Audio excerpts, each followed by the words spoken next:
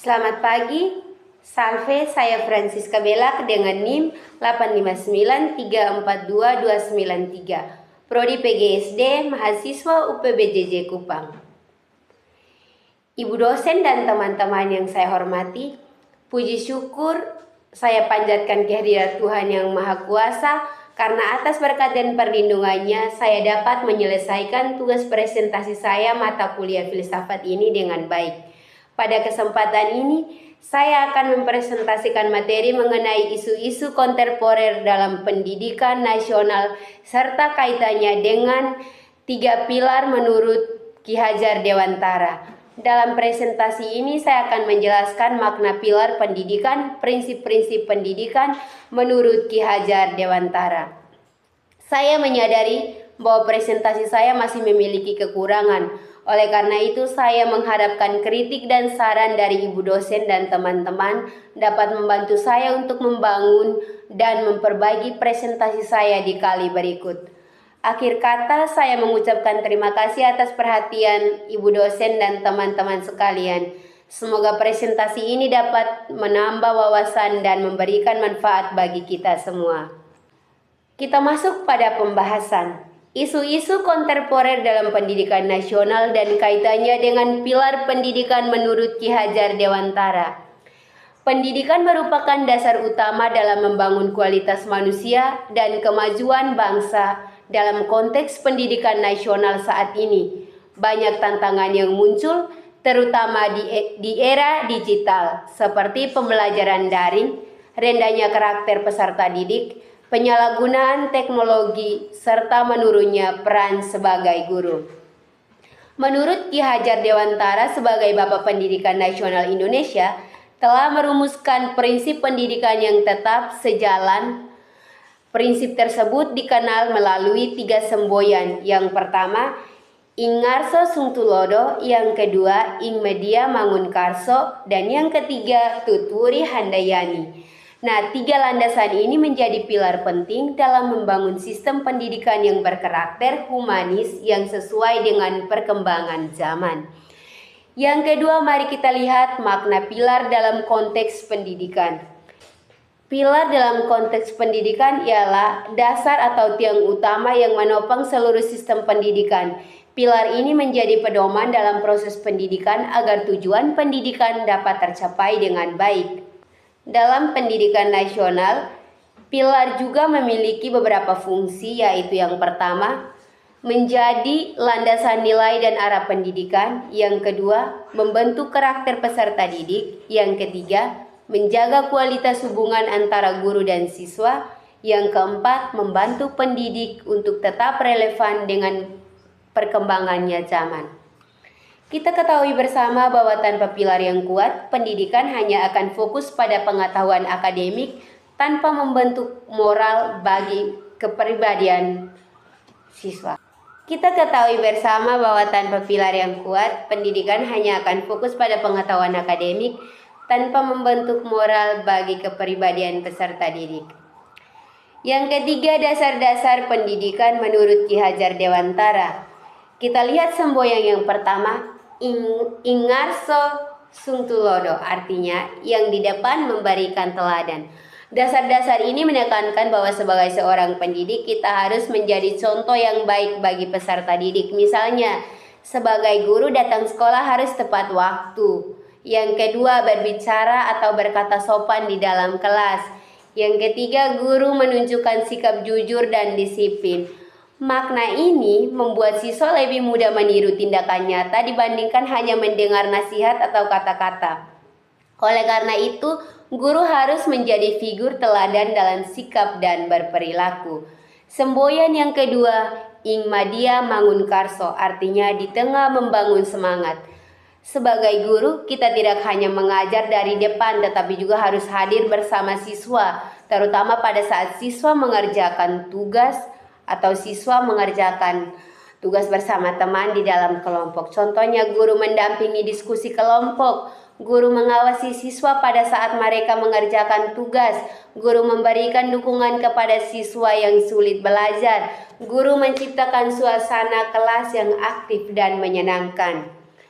Maknanya adalah sebagai pendidik harus melibatkan kerjasama antara guru dan siswa sehingga proses belajar bisa berlangsung dengan baik. Semboyan yang ketiga, tuturi handayani, yang artinya dari belakang memberikan dorongan. Sebagai guru memberikan kebebasan kepada siswa untuk berkembang tetapi tetap memberi arahan dan dukungan. Guru memberikan kesempatan bagi siswa untuk berpendapat. Yang kedua, guru membimbing siswa untuk mengembangkan kreativitas yang mereka miliki. Guru mendukung bakat dan minat yang dimiliki siswa. Maknanya, siswa diajak untuk menjadi pribadi yang mandiri, kreatif, dan percaya diri. Bagian yang keempat, analisis relevansi dan tantangan di era digital. Yang pertama, relevan prinsip dari Ki Hajar Dewantara. Prinsip Ki Hajar Dewantara masih sangat relevan dalam era digital karena pendidikan saat ini tidak hanya membutuhkan kecerdasan akademik tetapi juga karakter dan moral yang harus sesuai. Dalam pembelajaran daring, pada saat pembelajaran online dimulai, pendidik harus tetap menjadi teladan dalam penggunaan teknologi secara bijak. Contohnya menggunakan bahasa yang baku dan sopan saat mengajar online. 2. Menghargai waktu dan disiplin dalam kelas virtual. 2. Dalam literasi digital, siswa perlu dibimbing agar mampu menggunakan internet secara baik, benar, atau secara positif. Guru berperan yang pertama mengajar siswa untuk beretika digital saat pembelajaran online dimulai. Yang kedua, membimbing siswa memilah informasi yang benar dan tepat. Yang ketiga, menghindarkan siswa dari hoaks dan bullying. 3. Dalam pembentukan karakter. Di tengah perkembangan media sosial, banyak siswa mudah terpengaruh budaya negatif. Dengan prinsip Ki Hajar Dewantara membantu kita yang pertama, menanamkan tanggung jawab, mengembangkan sikap hormat, membentuk disiplin dan empati. Tantangan penerapan. Penerapan prinsip tersebut menghadapi beberapa tantangan. Yang pertama, pengaruh teknologi berlebihan. Zaman sekarang kita lihat kebanyakan siswa lebih fokus pada HP daripada belajar. Dampaknya adalah menurunnya konsentrasi belajar, kurangnya interaksi sosial dengan sesama, meningkatnya ketergantungan media sosial. Yang kedua, menurunnya keteladanan. Tidak semua guru mampu memberikan teladan yang baik bagi siswa. Contohnya, kurang disiplin, kurang membangun komunikasi yang baik dengan siswa. Hal ini menyebabkan nilai pendidikan dan karakter anak makin berkurang. 3. Kesenjangan akses pendidikan. Tidak semua daerah memiliki akses internet bagus dan teknologi yang memadai. Jadinya pembelajaran digital tidak merata. Sebagian siswa tertinggal jauh dalam memakai teknologi. 4. Kurangnya pendidikan karakter. Guru kerap kali terlalu fokus pada nilai akademik dibandingkan dengan pembentukan moral dan etika siswa. Jadi tujuan dari adanya pendidikan nasional adalah membentuk manusia yang beriman, berilmu, berakhlak mulia, dan bertanggung jawab.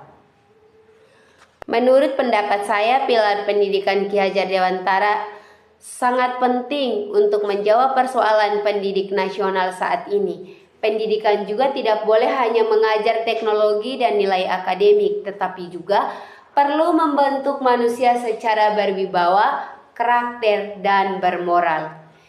Jadi guru perlu menjadi teladan utama sahabat anak-anak, sekaligus pembimbing bagi peserta didik. Sementara itu teknologi perlu dimanfaatkan sebagai alat untuk mendukung pembelajaran, bukan menggantikan nilai kemanusiaan dalam ilmu pendidikan. Jika sikap dan prinsip ini kita abaikan, maka nilai-nilai siswa akan berkurang dan teladan guru pun akan berkurang bagi setiap pendidik dan siswa. Kesimpulannya adalah jadi pilar pendidikan menurut Ki Hajar Dewantara menjadi dasar penting dalam sistem pendidikan nasional yang terbentuk 3 prinsip. Yang pertama, ing ngarsos sung tulodo, yang kedua ing media mangun karso, dan yang ketiga tuturi handayani. Kita melihat bahwa masih sangat relevan di era digital karena membantu membentuk karakter, semangat belajar, dan kemandirian siswa. Meskipun terdapat tantangan seperti pengaruh teknologi, kurangnya keteladanan, dan kesenjangan siswa, prinsip ini perlu ditetapkan menjadi solusi yang penting dalam membangun pendidikan nasional yang berkualitas dan berkarakter. Terima kasih.